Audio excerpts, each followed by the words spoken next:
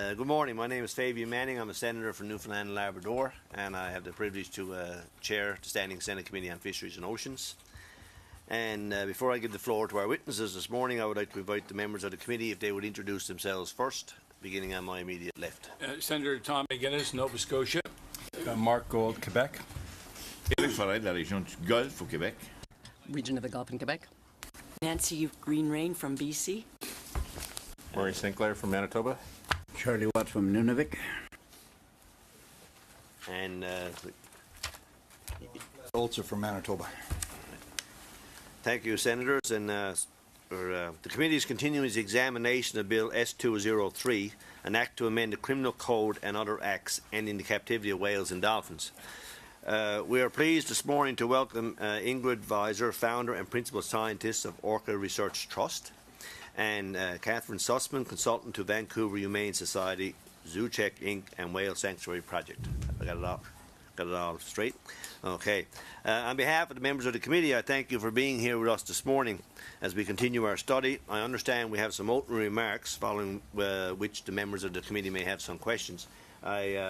We usually give 5 or 6 minutes or so to the opening remarks if we want to get to the questions and have some dialogue with our senators.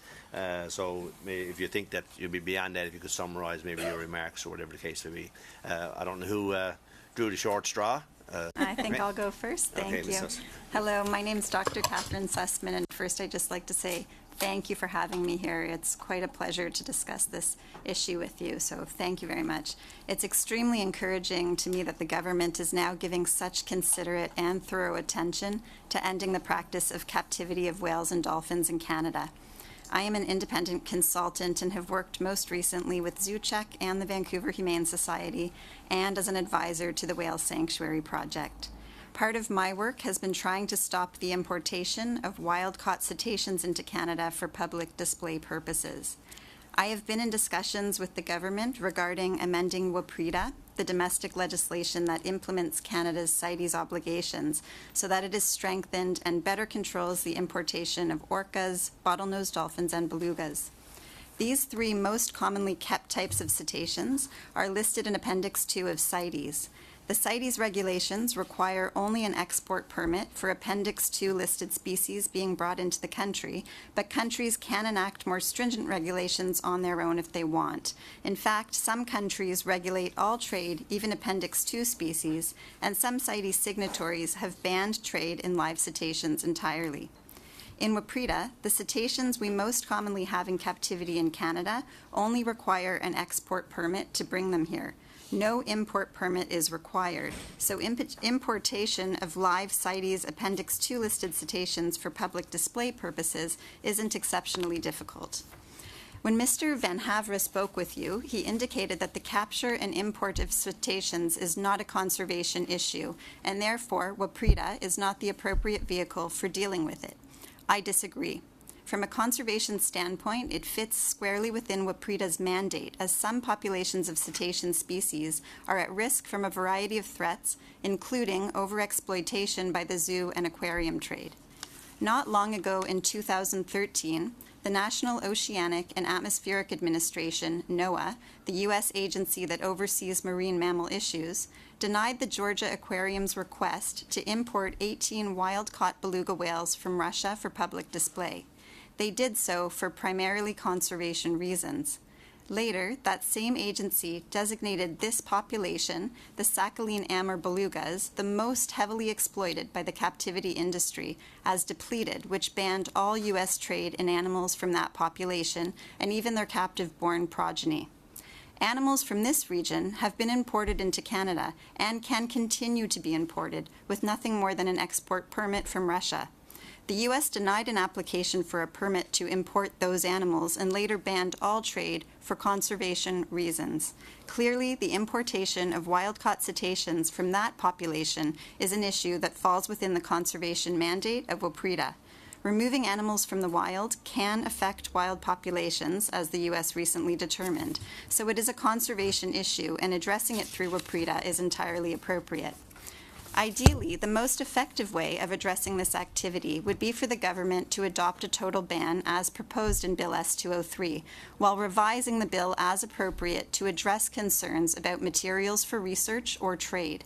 To clarify, this bill will not affect the Vancouver Aquarium's ability to rescue, transfer, display, or do research on stranded cetaceans, although the May 15th Park Board decision to ban the Vancouver Aquarium from bringing in new cetaceans and banning performances means these issues are not currently relevant to this facility.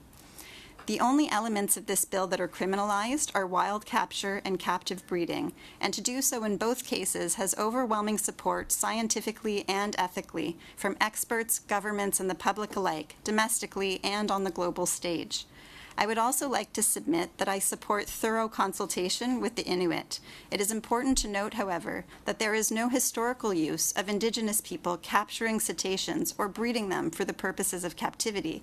That is simply not their historical use of these animals, and I believe many Indigenous people are in fact against this practice, as was indicated to you by Mr. Van Havre. While the government's current position has been to argue that many cetacean species are subject to the strictest CITES trade controls, those controls generally apply to Appendix 1 listed animals, such as the critically endangered river dolphin, the bowhead whale, and other rare species, not those species commonly found in public display facilities. When animals from a heavily exploited and depleted population can still be imported into Canada for public display, Canada's controls don't seem very strict at all. In regard to conservation contributions through research done by the Vancouver Aquarium and Marineland, in which captive cetaceans were the research subjects, the output of published peer-reviewed scientific papers by the two facilities, as has been established throughout these hearings, is simply not substantial. If the facilities are claiming they need cetaceans in captivity for research, clearly the record suggests otherwise.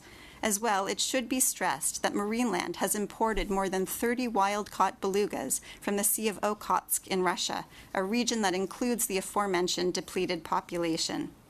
Their anti-conservationist imprint, therefore, is much higher than their contribution to science. While Marineland's lawyers stated they have no intention at present of importing additional belugas, if they change their minds, there is little preventing them from doing so. In regard to education, I recently completed a scholarly assessment of the human learning component behind live animal exhibits and presentations. I found not only that the data does not support the argument that viewing captive animals leads to long-term attitude and behavior change, but that there is a negative educational process that occurs. One example of this is how witnessing animals' lack of natural environment, freedom, and privacy normalizes captivity. This is especially the case for species whose needs cannot be met in captivity and for which there is therefore an animal cruelty component. Different species fare differently in zoos. While I wholeheartedly agree that we need to connect people to nature, the question is how we do that. When children witness species that can't have their needs properly met in captivity, then the education component backfires. They witness something unethical and, in certain cases, disturbing. Given the new Park Board decision in Vancouver, the only institution left housing whales and dolphins in the country will be a privately owned for-profit theme park that is regulated by a self-regulating body. It is incumbent upon the Canadian government to not allow this facility, nor any new facility, to continue to bring in from the wild or breed cetaceans. Without amendments to WPRETA to prevent it, it absolutely could still happen. In conclusion, I would like to clarify that you have heard testimony in support of this bill, not only by animal rights activists, but also by some of the most reputable animal protection organizations in Canada, world-renowned cetacean scientists, researchers, and educators. The majority of people, both domestically and internationally, support ending the captivity of whales and dolphins, as it is anti-conservationist and inhumane. Nothing can justify the continuation of this activity, not scientific research, human entertainment, nor education. For this reason, it behooves Canada to get on board with other nations that have taken the lead in the preservation of cetaceans. The Canadian public is overwhelmingly in support of doing so. This is largely a matter of ratifying into law what is already the case, as this is a dying practice here in Canada. For this reason, now is the time to support Bill S-203 to prevent that door from opening up again. Thank you. Thank you, Dr. Sussman, and Dr. Visser, welcome back to Canada. Good to have you here, and hopefully we'll get through your process this morning. Great, yes, thank you. So I've travelled here from New Zealand to submit my testimony. As a scientist, I definitely support this bill, and my area of expertise includes more than 2 decades of field research on cetacean behaviour, and I've also observed captive cetaceans in more than 30 facilities around the world. Regarding such facilities, I can't emphasise enough how they compromise the welfare of cetaceans, including here in Canada. I've documented graphic examples of abnormal repetitive behaviours that are indicative of the poor quality of life that these animals are forced to endure. It isn't difficult for the casual observer to identify such behaviours. We've all seen examples of it: pacing polar bears, rocking elephants, and animals that lie catatonic in their cages. I will present a short video at the end of my submission to illustrate some of these stereotypies in cetaceans. And in fact, I'm just going to make sure that that stays alive and the computer doesn't die. Here in Canada, I've observed cetaceans with self-mutilation behaviour, wounds, scars, and damage to their teeth.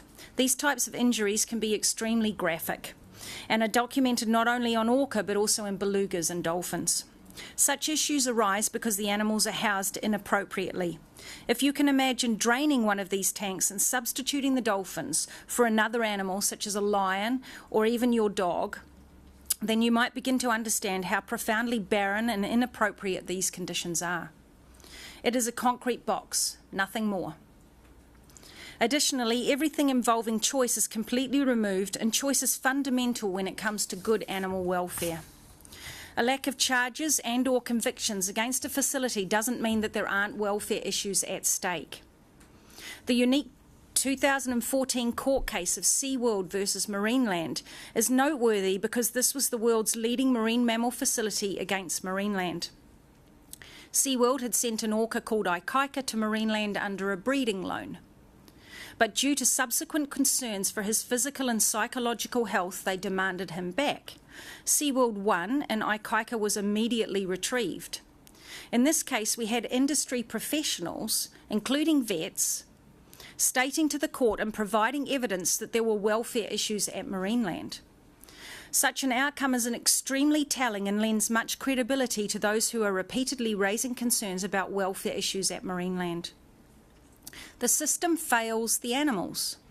The industry is self-regulating, and in most cases, as well as occasionally external inspectors, the staff generally do not have the experience necessary to assess abnormal behaviour nor put it in the context of wild normal behaviour. Those who do have experience, including scientists and vets, and yet do not expose the issues, are often influenced by the very industry that they speak for and may benefit financially and/or in their career from the keeping of cetaceans. They have a vested interest and are therefore not unbiased or objective observers. Comparatively, those experts who speak out against the industry do not benefit. Rather, many have been vilified and harassed. There have been examples of slap suits, defamation of character, witness intimidation, and other examples by the industry to discredit and harass them. I know I've been exposed to some of this myself, including being threatened as a court case expert witness. Those who are speaking for the animals do so with the animals' best interest at heart and for the ratification of this logical and compassionate bill. Scientific assessment of how animals cope with captive environments has been evaluated rigorously in the past decades, and our understanding of the needs of these animals has improved during this time. There are literally hundreds of scientific papers and books dealing with the welfare of captive zoo animals. Yet cetacean-specific papers dealing with welfare is less than a handful, at best. Such a lack of research is an abysmal record by the industry and illustrates the lack of priority given to welfare.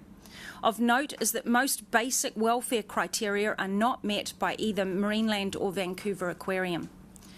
Some veterinarians working at or for cetacean facilities have been documented administrating inappropriate or excessive amounts of drugs. One vet exposed in the 2014 case dosed an orca who had a newborn calf with diazepam, a type of drug that you would be most familiar with under the trade name of Valium. This was in contravention of the pharmaceutical company's protocols and industry best practices. At least one facility has been closed down due to excessive prescription of drugs for cetaceans. The captivity industry repeatedly claims there is no higher priority than the health and well-being of the animals. This statement seems ironic and against common sense because if the animals are so stressed that they frequently require drugs, then clearly their basic health and well-being is not being met. Furthermore, trainers have now come forward and admit that it is standard practice in the industry to withhold food in order to subdue and control cetaceans' behaviour. Despite the fact that this bill clearly allows research, the industry uses research for benefits of conservation as an attempt to muddy the waters. Scientists, myself included, generally concede that in the past there have been some research done on captive cetaceans that has helped us better understand their wild conspecifics. However, ethically, today's research should only be conducted in facilities such as natural seaside sanctuaries. These will provide humane housing and husbandry conditions that better meet the needs of these animals. Such facilities would rationally also provide better data and therefore more robust outcomes for research and the conservation of wild counterparts. Marine land is owned by one man. Since opening, there have been excessive numbers of animals held there. At least 21 orca have died in the cramped and inadequate tanks. The numbers for belugas are even more alarming. A minimum of 32 have died at Marineland. Currently, other than Marineland, the maximum number of belugas held in facilities worldwide is 18, with most holding between 2 to 5 individuals.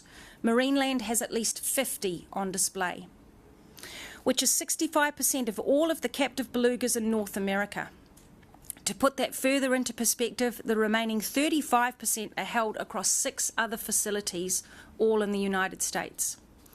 It is my opinion that we would be more responsible mentors if we inspired children to understand and connect with animals through alternative methods than captivity, such as documentaries, virtual reality, or viewing them responsibly in the wild.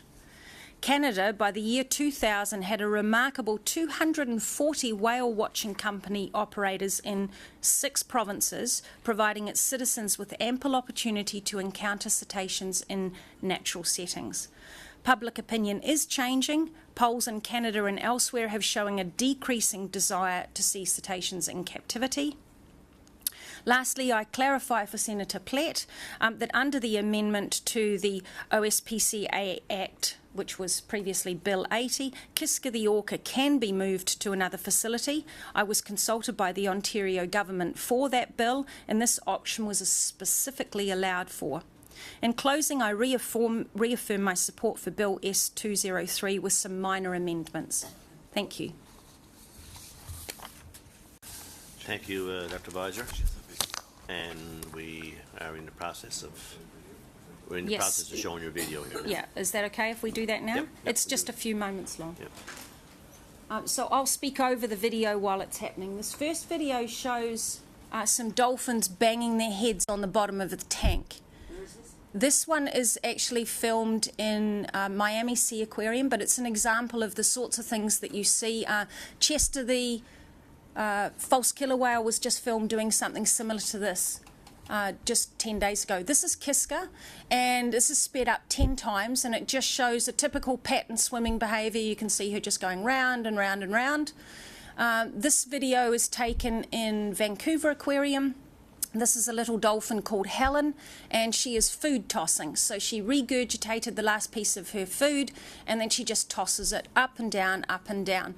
And that is her tank that she was in at the time, and you can see that it's completely devoid of anything in there for her to do, and she just repeats the behaviour over and over again.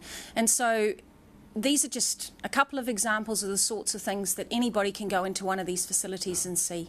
Thank you. Thank you, Margaret. And we'll begin with Senator Platt. Thank you, Chair. A number of questions, and I know you won't allow me to ask them all, so I'll already say that I'll probably want a second round. But 2 questions for Ms. Visser, and then I do have some in a second round from Ms. Sussman.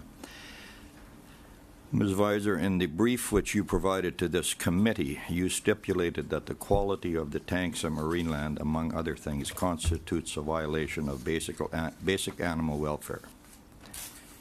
Now, I'm sure you're aware that Dr. Lanny Cornell, an internationally renowned marine mammal scientist that specializes in marine mammal veterinary care, testified before this committee.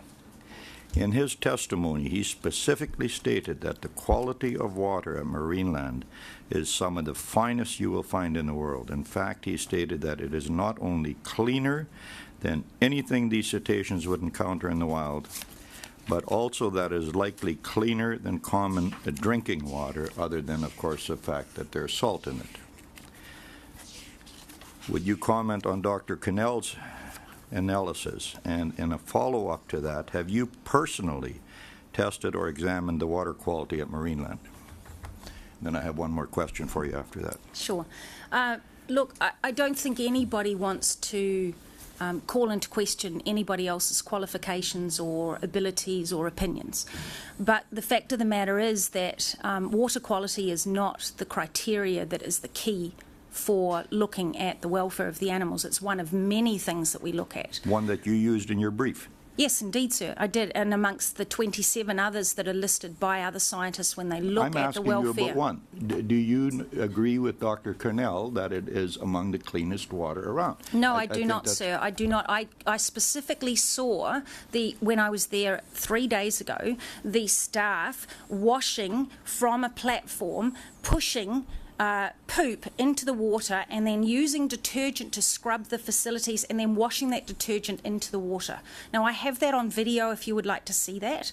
So that's one example that I saw. I'm not given the option to go in and test those facilities for the water quality. No, sir, I haven't, but that is not the point. The point of the matter is that the facility is not up to standard. It's not good enough for these animals. Your team at Orca Research tried to rescue an orca, which was unfortunately unsuccessful. Yes. Now, I have pictures here of the pool sizes at Marineland that compare to the pool size you use for this rescue, which is a little larger than the pool that my grandkids use. I've seen pictures on your website as well of this orca in this tiny, tiny swimming pool with almost no water in it. Yes. And yet you talk about Marineland's small pools and Vancouver Aquarium's small pools. Why would you put an orca in this small pool and try to rescue it? I'm so glad you brought that up, Senator Plett. Good, so am I then. I'm actually very pleased because I think it's an important thing to address. The situation that developed with that animal, and Senator, the Chair, may I have a moment to address this in a little bit full? We'll give you time, and if we need to... Thank you. The situation that developed with that animal was that it was free swimming for 21 days at least, and during that time period we were in full consultation with the government and external experts that were flowing in from overseas, and also external experts that we consulted with overseas. One of those included the head vet of the Vancouver Aquarium, who did appear here. And the consultation was made with all of them that the appropriate thing to do after 21 days of trying to get permission to intervene so that we could put the animal directly into a sea pen, and that was denied by the New Zealand government. Eventually the decision was made that the animal had to go into a temporary holding pen or a pool for a maximum of 3 days. Unfortunately, the animal had gone into terminal decline and died before that 3 days was up. But the facility that we held it in is a standard way to use a rehabilitation system, and SeaWorld itself uses exactly the same system. Thank you. I have some further questions in the second round, Chair. Thank you, Senator Forrest. Monsieur le Président, Thank you, Mr. Chair. Thank you so much for having come all the way from New Zealand to share your knowledge with us and your experience. Here's my question. You were suggesting a change to the bill that would allow for the transportation of cetaceans in order to improve their living conditions. So that's an amendment that you suggest. I saw that in your texts. So, should the bill ban capturing wild cetaceans and would also ban transporting them to improve their living conditions? Do you think that we can make a compromise between these two elements to better protect cetaceans who are already in captivity? Those that are in captivity, that are born in captivity, would remain there, but we would ban the further capturing of wild animals, and we would also ban transporting the animal for its well-being. Yes, I think that we can come up with some very good compromises. I believe that concrete tanks are not the way to go. They're not the way forward, and that seaside sanctuaries are the best way that we can help these animals. By having a compromise and a slight amendment to the bill, allowing animals to go into sanctuaries that may be outside of Canada, or perhaps if you have a sanctuary here in Canada that would allow animals to come into that sanctuary, those are things that certainly should be discussed, in my opinion, yes. Dans le fond, parce que moi, l'objectif que je... Well, what I'm trying to see is as follows. We've heard witnesses whose opinions are, well, if not diametrically opposite, certainly at different ends of the table. So I'm trying to see what sort of compromise we could work out, what the solution will be. And a final question, with your permission, Mr. Chair. You tell us in a document that in 2015 you made observations at Marineland, and you were allowed to watch Kiska in public spaces. Why weren't you allowed to watch Kiska throughout all the places in which it lives, throughout its entire environment?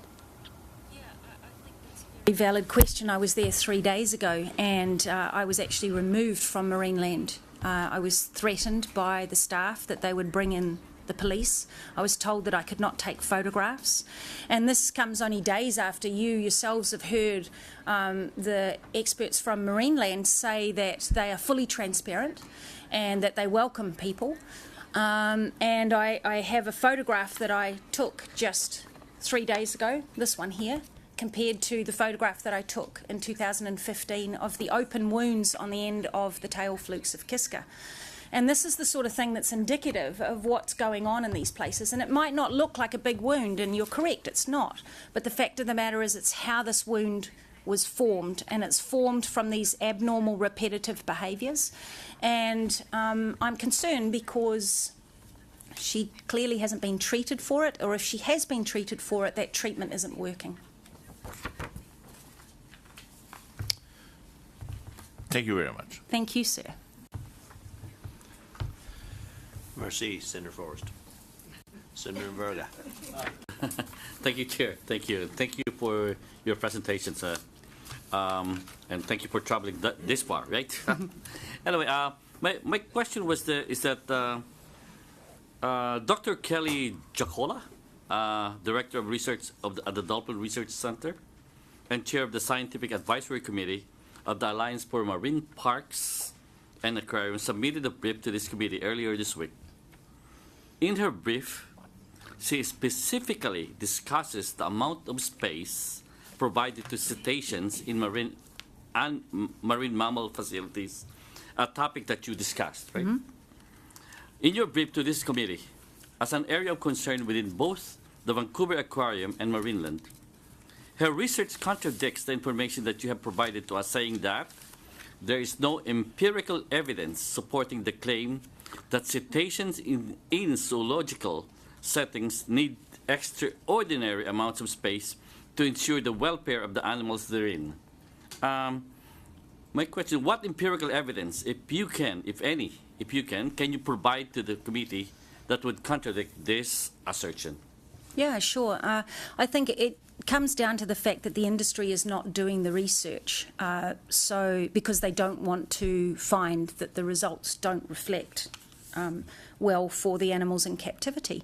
And if you look at the comparative research that's done in the wild, and you look at, for instance, photographic identification studies, satellite tracking studies, these sorts of things that follow individuals, you will see that they're covering extraordinary amounts of distance. And this has been something that they have evolved to do over millions of years, and you're not going to remove that just because you put them into captivity for even 3 or 4 generations. I mean, this is something that's inherent in the biological fundamental makeup of the species. And if you look, for instance, at Marineland, I've heard multiple times in various formats and forums that Marineland is the gem, and it's a stellar place. It's the largest facility, for instance. I've got an example here of something that we have been working on for a little while now, and this here is Marineland, circled, and I'll pass these around, but these brown tanks are the tanks for the orca, and this is all in scale to other facilities around the world, and you will see that Marineland is actually the world's second smallest. Not the largest, not the second to largest, but the second to smallest. And this is from data that's supplied by the aquariums and then verified from Google Earth. So if you could pass one that way, and then Senator Platt, I'll pass this one to you, please. Thank you, sir. So, you know, when you look at that and then you put that into the framework, for instance, of the French decree, and the French decree has some very basic standards for which they expect the cetaceans to be kept in, and I did a comparison of Marineland's tanks to the French decree, and I've made enough copies for everybody to have one of these, I believe, and you'll see, for instance, that the tanks for the orca is 2,264 metres square smaller than the requirements for the French decree. The Tursiops, or the bottlenose dolphin one, is saying that Marineland, for instance, fails by 60 square metres per dolphin. And there's more and more details in here. And it really doesn't matter which set of criteria you look at. If you look at the behaviour of the animals, it's the behaviour of the animals that will tell you whether the facility is appropriate or not. And at every one of these facilities here in Canada, you see these abnormal stereotypic behaviours. So you're basically saying that Dr. Jacola is contradicting the research that... What kind of contradiction could you give us the details? What kind of other contradictions are happening? Well, all the evidence that you see with the animals themselves, they are behaving abnormally, and that you see them either catatonic in the corner, or you see them that they are performing these abnormal repetitive behaviours that you saw, head banging, pattern swimming, all of these sorts of things that you just do not see in the wild, and that's indicative that the facility that's holding them is not appropriate. Yeah, you could probably say you do not see them in the wild, but I mean, you haven't seen every wild animal there, but it could happen, right? Well, it has never been reported by any scientist anywhere in the world for any of the research that has been done by all the hundreds of scientists that have observed cetaceans around the world. But it is quite prevalent. In fact, I've not been to a single facility in all of the facilities I've been to around the world where I haven't seen it with cetaceans. And I know the ocean is so big, and not every animal can be looked at, but no, but you do see it pretty much on every single cetacean in captivity, Senator. I look at the video, though. Can you tell me, please, if it was fast-forwarded so it will look like they're banging Only it the a one lot? where she's swimming. Well, Only the one where she's swimming is sped up, and the others are all at natural speed. So those are small animals? Yeah, where she's tossing the fish, that's normal. Where they're banging the heads on the bottom of the tank like this, that's all normal speed. Yes, sir. But the thing is, going around... But the going around was sped up because you would get bored watching it going round and round. Yeah. And anyway, that's more like... so it's more like that's what you saw in... But you've seen this on so many different animals? That's correct, sir. Yes. But only at a certain point. How do you mean only at a certain point? Well, when you were there, did you sometimes I turn up to these facilities when they first open. Sometimes I'm there late in the afternoon. We've got video footage from them outside of public hours doing these sorts of behaviours as well. So anybody who has worked at these facilities, trainers for instance, will tell you that these behaviours are prevalent as well. Yes. Thank you, Chair. I'll go for the second. Thank you, Senator Verga. Senator McGuinness. Thank you for coming. Dr. Visser, we finally get to see you in person. It's been a long trek. Yes, it has. Yeah. Look, I take it how long have you been on this case? How long have you been speaking out about cetaceans in captivity? Cetaceans in captivity, I've been speaking out about them probably for 15 years, and I've been more vocal since about, actually I can tell you the year. It was 2010. I was approached by the United States government in the case of the Dawn Brandshaw death with SeaWorld. And at that point, I started speaking out in forums such as this, yes. Yeah, but you mentioned, was it 15 years? Or? 15 years that I've been speaking publicly about it, but in forums such as this year, since 2010. And have you spoken out much in Canada? A little bit, not so much, but a little bit. I was reported speaking out in Vancouver a couple of years ago when I was at a compassionate conservation conference, and I viewed Chester, the false killer whale there, who had wounds on his lower jaw that were indicative of self-mutilation, self-harming behaviours, and that was received quite interestingly in the media. There were both sides of the story were presented, and the aquarium denied that there was a problem to start with, and then later admitted that this was attention-seeking behaviour on behalf of the animal. Yeah. And of course, you're not alone. There's no, sir. Organizations. And, yes. There's thousands of people who agree. Yeah, I know. But I want to ask you, to your knowledge, have any of you done any investigation as to existing laws that may exist? For example, we're dealing here in Canada. Yes. Have any of you, after all of this effort and all of this travel, have you analyzed or asked anyone, a lawyer who would do a pro bono, to examine the laws that currently are on the books here in Canada? I have looked at the laws. I'm not a lawyer, obviously, but I have read the laws. And we have, for instance, lawyers that are looking at the French decree that's currently underway.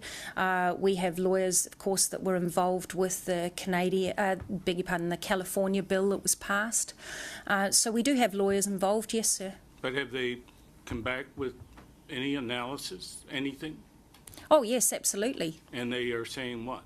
They're saying that we're on the right side of history, and that there are a number of countries that are moving forward with this, and that, you know, the way forward is to ban cetaceans in captivity. But because that's with respect, that's not my question. Yes. My Beg your pardon, question sorry? Well, no, and then I don't mean to be rude. No, not at all, sir. I want to treat you with the utmost of respect.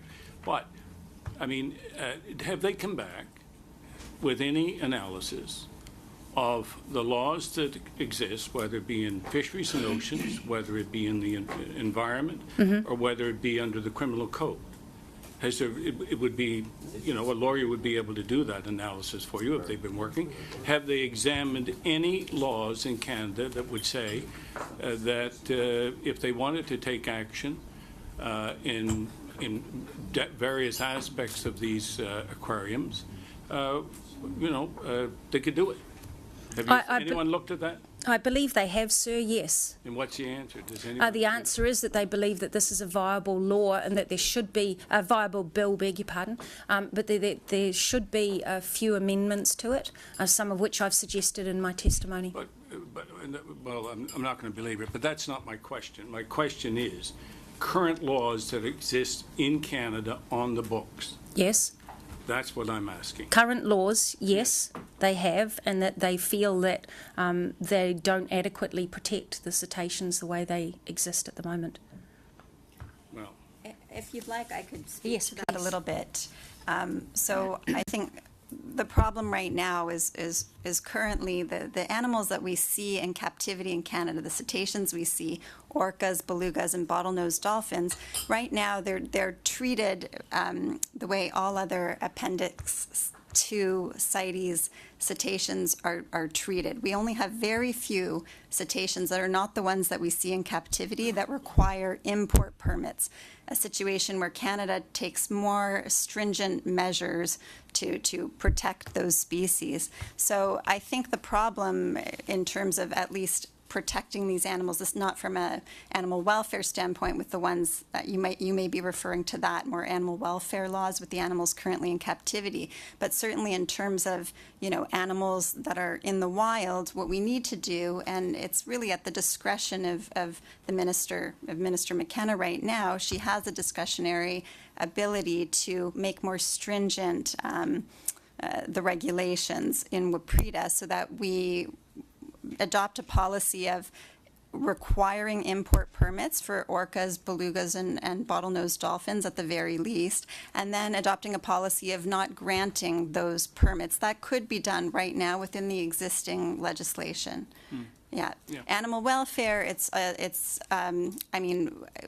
more provincial. We do have the criminal code, which is more general, but these cases are often left to the provinces, and that's why Bill 80 happened in Ontario, that sort of thing. But I don't know if that helps clarify. Well, I'm not going to belabor it, Sure. but it's not.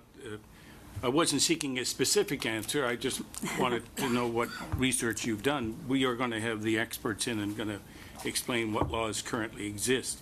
Now, Dr. Visser, you stated, I read in my research, that there is little or no education or inspiration for our children by viewing or interacting with cetaceans in captivity.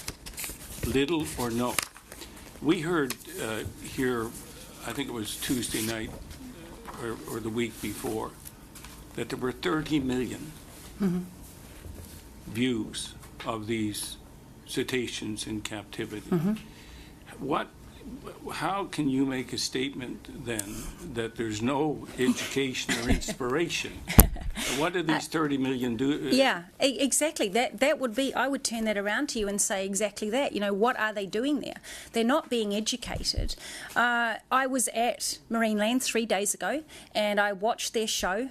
At no point did they mention anything about the biology of the animals, the habitats of the animals, the behaviour of the animals, other than to indicate how they train them and that they can do fun things with them, like ride on them, and that they can, well, basically that was the show. You know, we can train them so we can ride on them, and I have that on video, and I'm more than happy to show you the whole show if you would like to see it at some point. No. And so to me, that's not education. And if you look also, not just at my opinion, okay, let's take, for instance, I was just in the EU Commission in Brussels, I think it was last week. Anyway, I was presented with a document there which was signed by over 100 psychologists, and they state here that this is about going to see animals in shows. Such contexts, far from facilitating and promoting learning about the animal's natures and needs, may promote a lack of respect for living beings, lead to the denial of pain messages, and hinder the development of empathy, which is critical during the development and growth processes, as they may solicit an incongruous response, that is, amusement and joy, to punishment, discomfort, and injustice. And this is from psychologists who are at Harvard, you know, some really big names. I've deposited a copy for you to have a look at. So this isn't just myself, but I've personally seen kids at aquariums coming up and banging on the glass, throwing things at the animals, yelling abuse at them, screaming at them. And so to me, that's not inspiration, and I think we can do much better jobs of it. And in fact, Canada leads the world in this. You have the longest shore-based whale watching place in the world. It's over 1,000 kilometres long. And I just found this out last night. I wasn't even aware of it. And for $19.60, you can have the whole family go to an interpretation and observation centre and see these animals in the wild. And that, to me, is education. Yeah, okay, thank you. I'll come around again. Thank you, Senator McGuinness. Senator St. Clair. Thank you, Chair. I was interested in a couple of things that you said, Dr. Visser, and also want to ask both of you to respond to a question. But you mentioned the French decree a couple of times in your presentation. I'm not sure if it's been explained to the members of the committee. Maybe you can give us a brief explanation. Yes, I would like to do that. I have a piece of paper somewhere in amongst all these numerous bits of paper that I have with me. So the French decree was put in place, I believe it was the 3rd of May this year.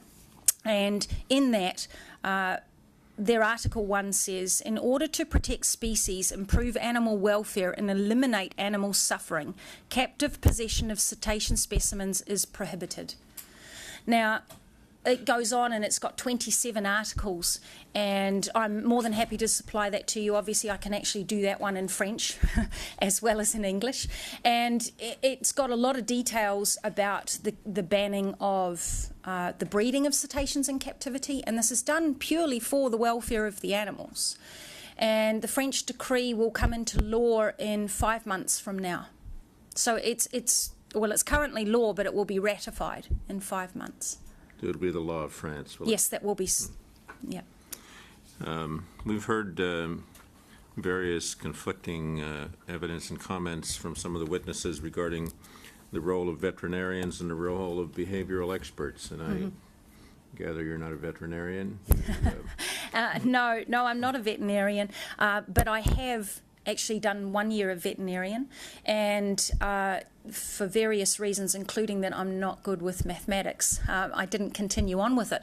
But one of the things that I was also very disappointed in was the complete lack at that stage. This was a number of years ago now. We didn't as vets learn anything about animal welfare. And even today, it's an extremely limited aspect of what veterinarians learn, and it's often something that you have to nominate to do outside of your normal curriculum. And that's the same even for animal behaviour, because vets specialise in learning about diagnostics and medical problems. They're not learning about the welfare, so they often don't understand the welfare issues at stake. The amendments that you've suggested, I wonder if you might just briefly address those and tell us what you think we need to do to improve this bill. Yeah, absolutely. So in terms of the amendments to WPREDA, all that really would need to be done was that would be to switch the cetaceans that are currently on Schedule 1 of WPREDA, that currently only require an export permit, to Schedule 2, and then they would therefore require an import permit to be issued as well.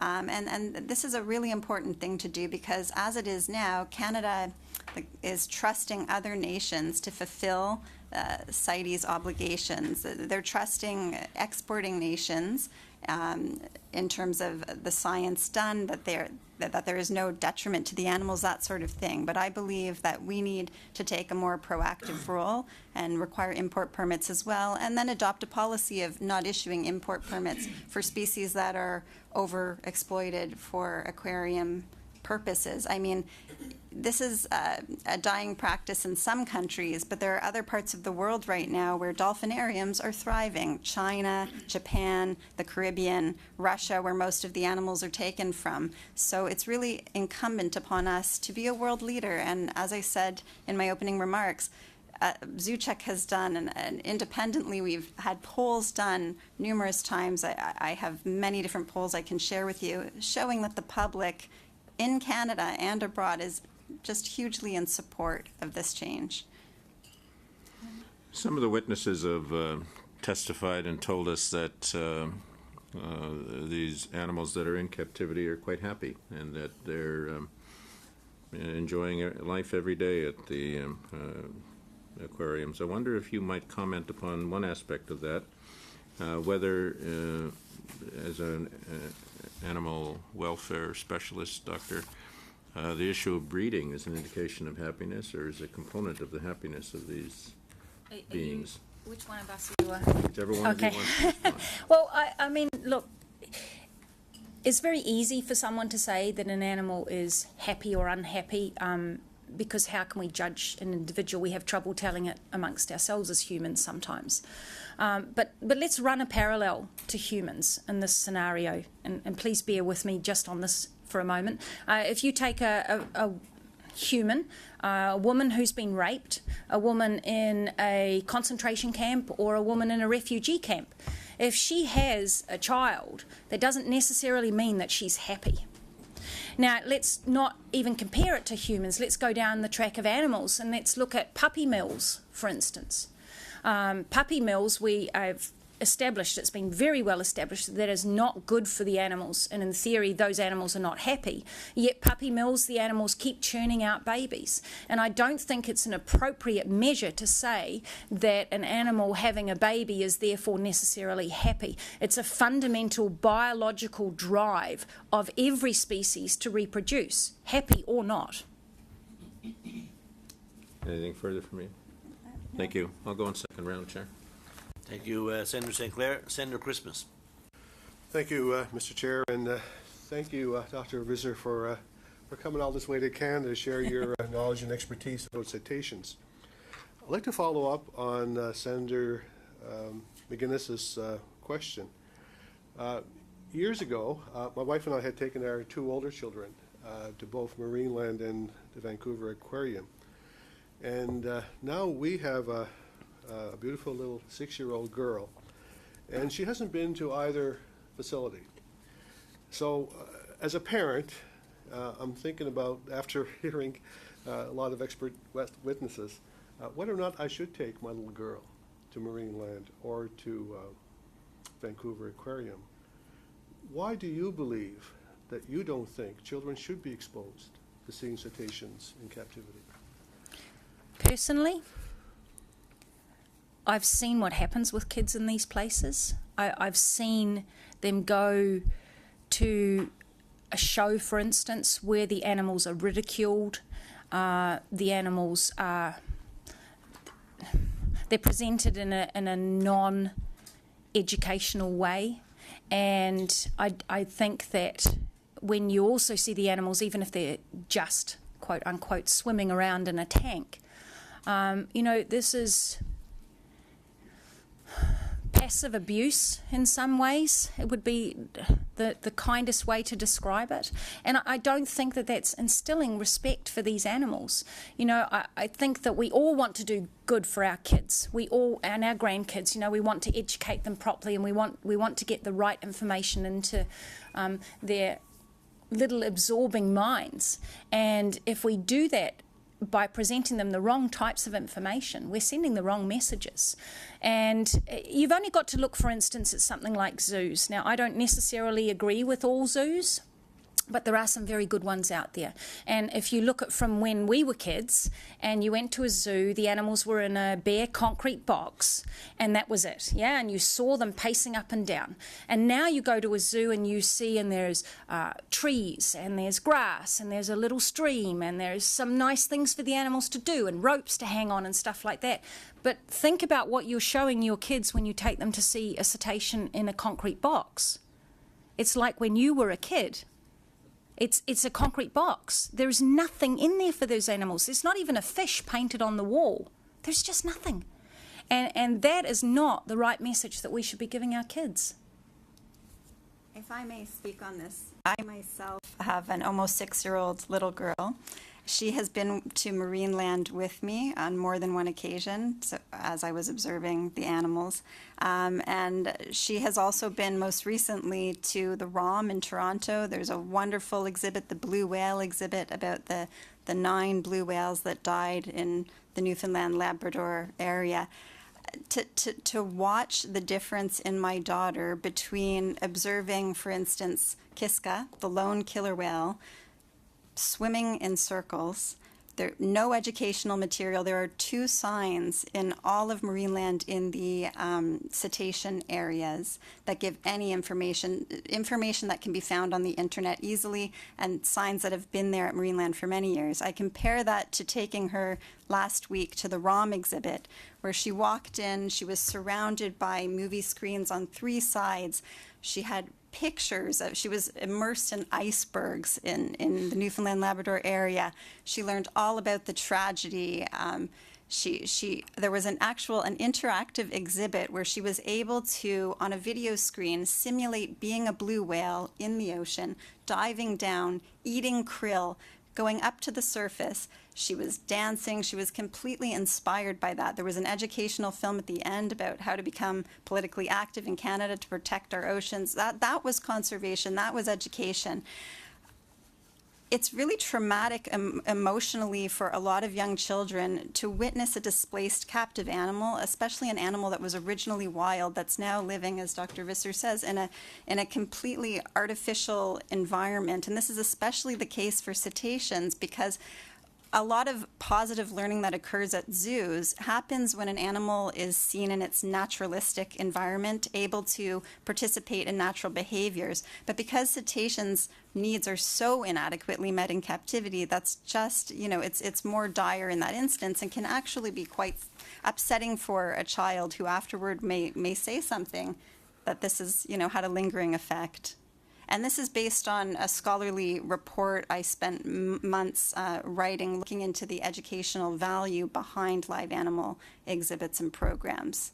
So. And may I just continue on to also follow up with that? The number of young people, 14 and older, possibly even younger than that, but the huge numbers come up to me and say to me, I cannot believe that I went to SeaWorld / Marineland / whichever, on Marineland, on Teebs, it doesn't matter, they give a name of a facility. I cannot believe that I went because I didn't know what was going on, and now that I know, I'm absolutely mortified, and I don't know how to fix that.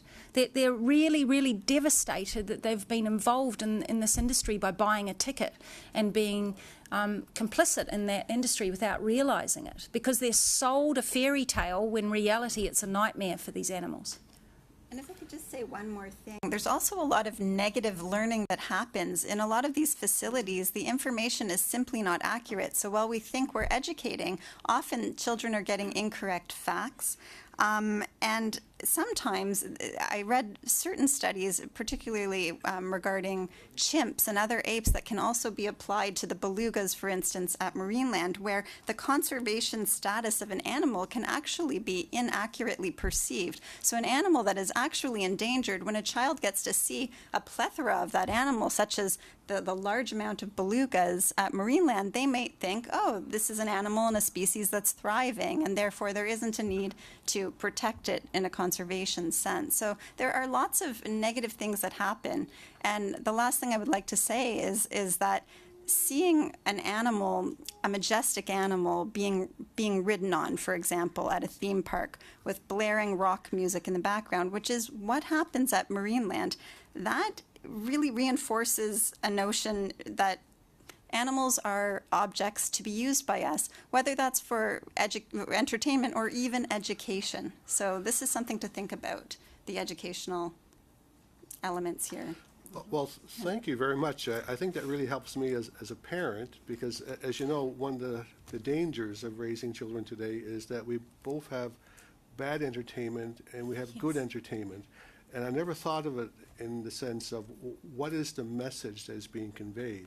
And I understand it's very difficult when your child asks you, oh, I want to go, to Marineland, or I would like to go to, SeaWorld, and I want to see these animals. And of course, as a parent, you want to expose them to animals, but it's just the way in which we do that. So sometimes it's important to say no and present an alternative and an explanation.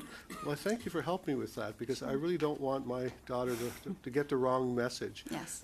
If I can just follow up just a little bit on there, Mr. Chair, one of the alternatives that we have in Nova Scotia is to we have numerous whale watching tours, and in the past I've taken some of those, and in most cases it's former fishermen or current fishermen who know the area, who know the cetaceans in there, and some of the things that they say is quite interesting.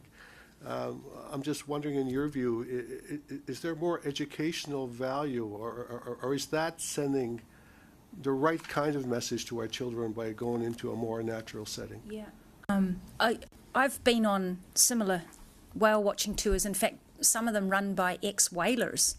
On whaling vessels. For instance, in Iceland, there is a ex-whaling company that takes out people to go and see them.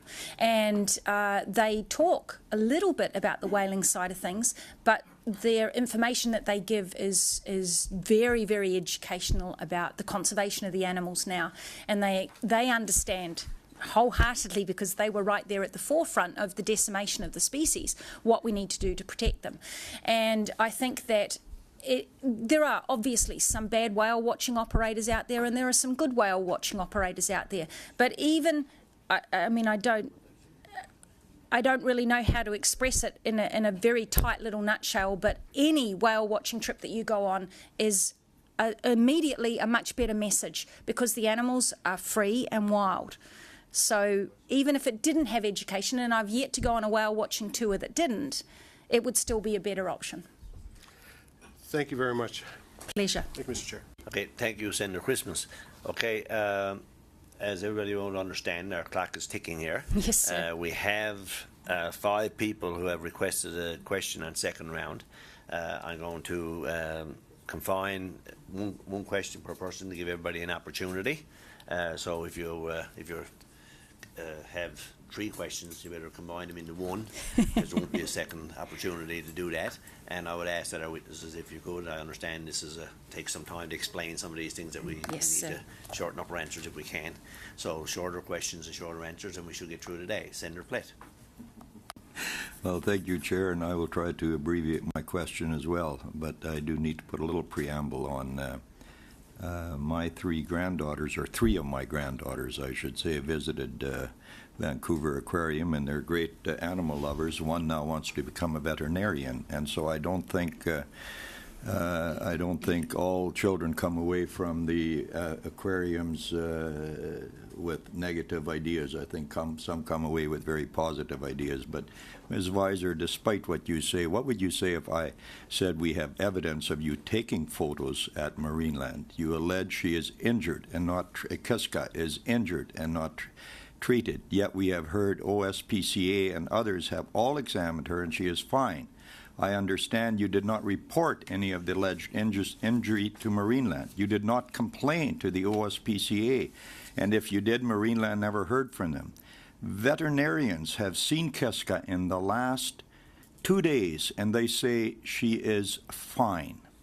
Further to that, Ms. Visser, you participated directly in a case brought, and I have to do all of this now because the chair won't let me ask a second one. You participated directly in a case brought in California by PETA, where you were personally named as a representative for one of SeaWorld's killer whales. In that lawsuit, you alleged that killer whales were being held in slavery, which you argued was in violation to the U.S. constitutional amendment, which ended the slavery of people. The court rejected that position, and I understand you lost the suit. So my question at the end of this is, do you believe in persons' rights for whales under the Canadian law? Is that right? And what other animals do you believe should be treated the same as people under the law? Should Calgary Stampede be shut down? Should the zoos, and you mentioned trees growing in zoos, and I understand that and appreciate that. Not many trees grow even in the wild waters. In the Arctic, it's only rocks under the ocean. There's no trees growing in the Arctic in the seas. So you're drawing comparisons, apples and oranges. So I know it's a long question, and please see if you can answer most of that. Sure. Senator Platt, when I was referring to the trees in the zoos, I meant for animals in general. I wasn't referring to trees for cetaceans. So I think it's worth just nipping this in the bud immediately and saying that the personhood aspect that you bring up is not relevant to this bill. It's not discussed as part of the bill. It's not. I asked you, I would like an answer to whether you believe in personhood, because I think it's relative, and so I'm asking the question. Senator, you may ask me the question and you may attempt to bully me on the answer, but I refer again that this is not relevant to the bill, and so therefore there is no reason for me to respond to that question. Whether I believe in personhood for animals or not is irrelevant to the testimony that I'm putting forward for this bill, which is that cetaceans should not be kept in captivity. You should run for politics with those answers. Okay, thank you, Senator Plett. Senator Mberga. Thank you, Chair. I just would like to mention that I have 3 kids. I got a special kid, actually, who I think when we went to the Marineland and SeaWorld was so happy to be there. And actually, they were all attached to it. I mean, when they look at it, they thought it's better than video games. It's better than watching the TV. I mean, this is the closest natural or closest thing that they've done with the nature. I mean, not everybody, especially with the kids with disabilities, can go to the sea, right? They cannot go right there. And can you tell me, I mean, why would you say that there's no educational value to going to this kind of places? Because I'm pretty sure my kids really loved it and they had attachment to it and they really learned something with it. And I can tell you, I can also attest that some of the friends was attached to it, and they really learned that these animals are really a great work of nature, and it's worth preserving them, not only in the tank, but right in the sea. So I cannot see why you would say there's no educational attachment to it.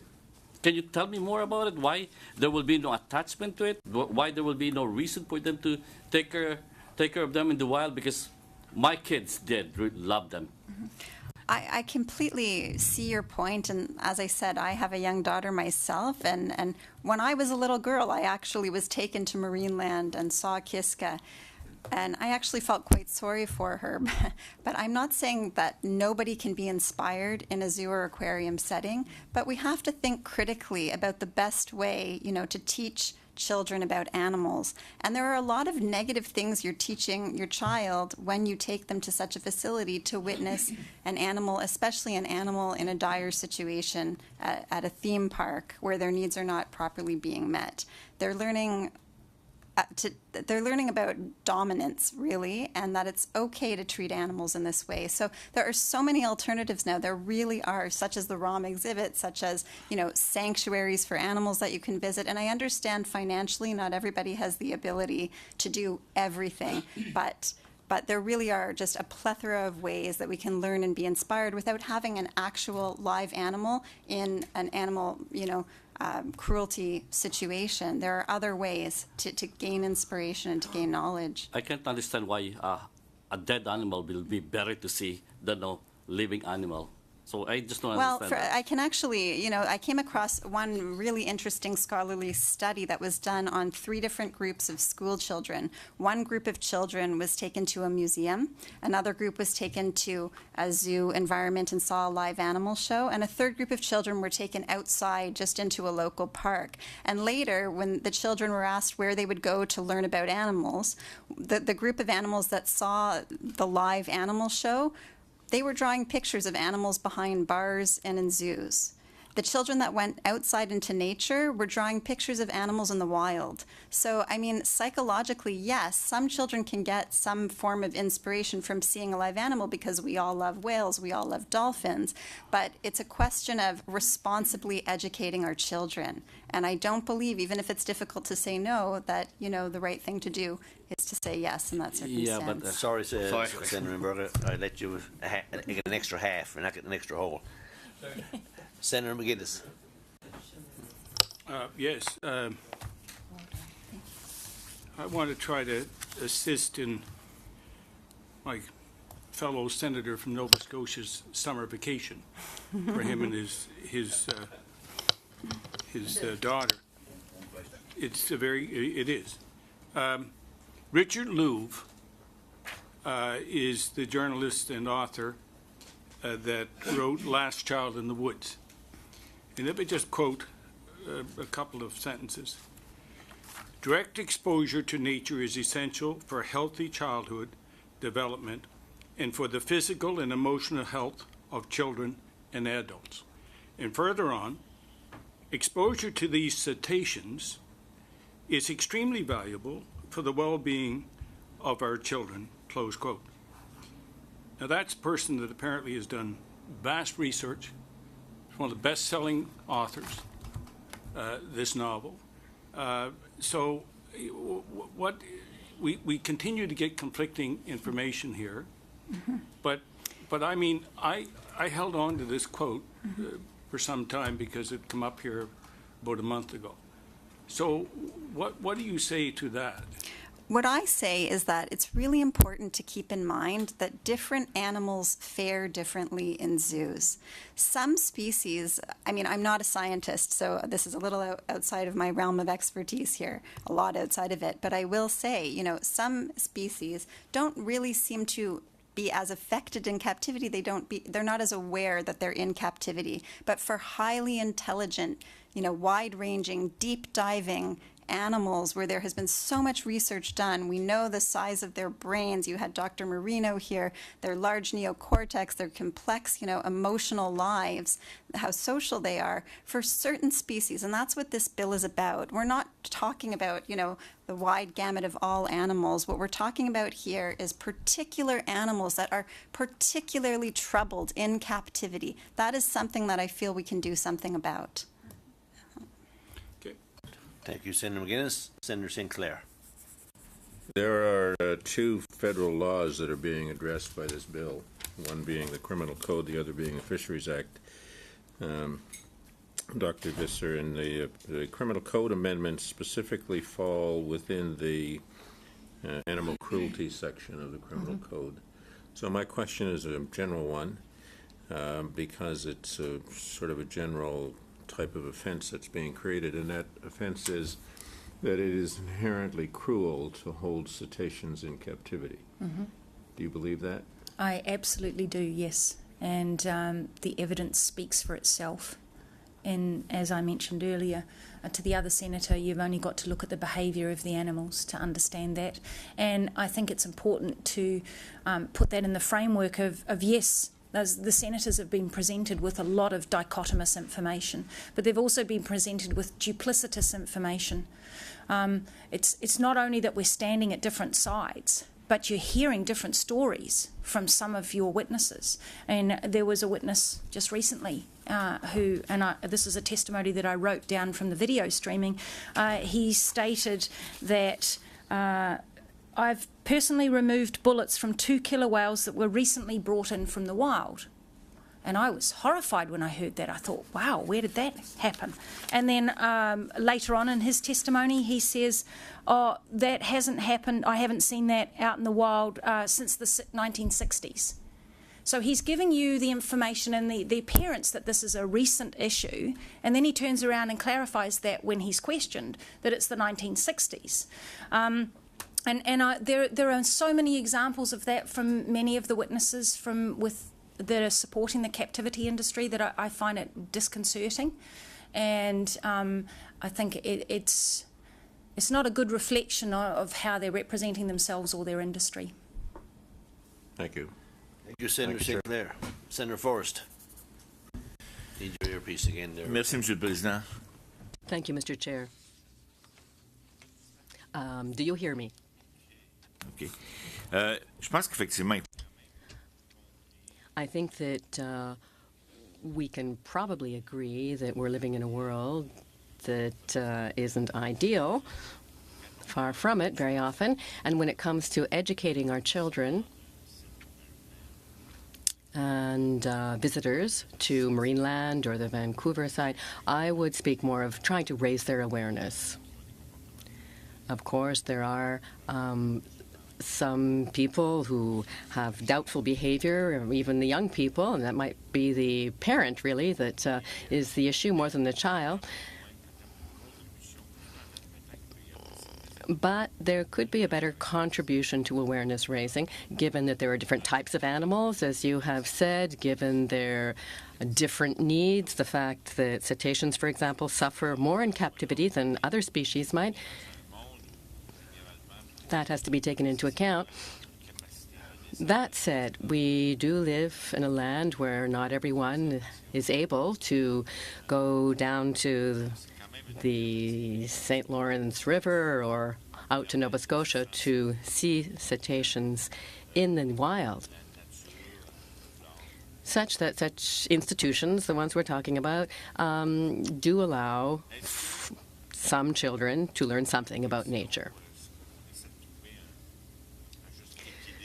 So I'm trying to find some sort of balance, taking into account all the aims that have been expressed here before us.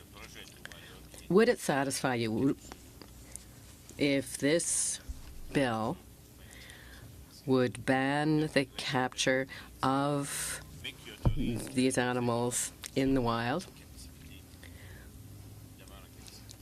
but would allow for keeping those now in captivity, and perhaps more efforts could be made to, educate people better about them? Because, we can see that for cetaceans, it's become a show more than an educational experience, and that's something that might be, modified. But with this bill, the banning on transport and banning on capture, does it seem sufficient to you for your objectives? It's interesting that you should come up with that compromise. While you were asking me the question, the very first thing that I wrote was, for those that remain, there should be better education given. So that's the exact thing that you have suggested as a compromise. And I fully agree with you. The bill at this stage, as I understand it, is not to remove all of the cetaceans from Canada that are in captivity. It is to stop any more coming in through breeding and through capture. So those that are still here, you've literally, according to the aquarium's own claims, got decades left where you will still have cetaceans in captivity. And I understand your comment that not everybody can go to see cetaceans in the wild, but not everybody can then afford also to travel to those that are in captivity. There are plenty of places in Canada where you would have to travel to come to see them in Niagara Falls or to go and see them in Vancouver Aquarium. So then you're also penalising those individuals. So I think that argument it's a valid one, but it needs to be taken in the context. However, I do feel that by banning the capture, by banning breeding, you putting in a sunset clause that still allows research to go on, it still allows for and should be encouraged to have a better education program. But I would also strongly advise you to look at, for instance, the French decree that looks at improving the welfare of those animals that are in captivity, and that's exactly what the French have faced at the moment. And I can supply you with the French decree. Thank you. Okay, thank you. Senator Rain's going to do a follow-up, and she's going to be our last. Thank you very much. One thing I am concerned about, and that is that this legislation will prevent the facilities in Canada from being used to assist in breeding for the saving of endangered species. And I'm aware that there are some bottlenose dolphins in marine land. There are 5 females, but no males.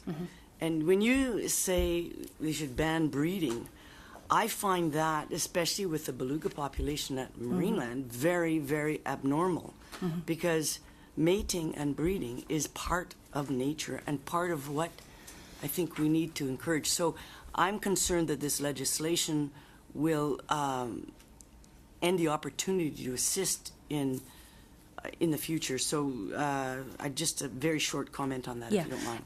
Look, I understand your concerns, and I think in the broad scope of things, without understanding the fine details, they're very valid concerns. But if you consider, for instance, that no breeding program of cetaceans anywhere in the world is releasing them back out into the wild, they're either trading them to another facility or they're keeping them themselves, like Marineland is doing. So that's not contributing to conservation.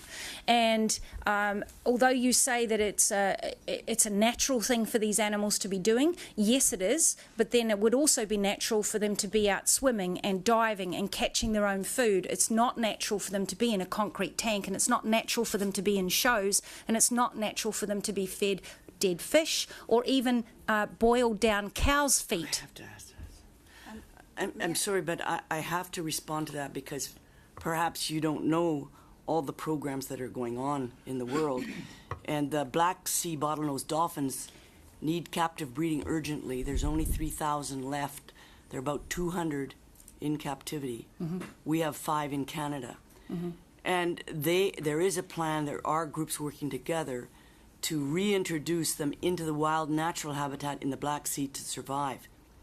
And for this reason, a plan for a joint venture conservation program was started in 2016 between the German Federal Research Institute for Animal Health and CETA Association in France, mm-hmm. which plans to do research on reintroduction of captive dolphins into their wild habitat. My concern is if we go down the path mm-hmm. and close the door to these opportunities, mm-hmm. we will really have done a disservice. So I would like to end there. Yes, of course, and I am aware of that project, and I commend them. You said there was no... There are no facilities that have released captive-born cetaceans into the wild.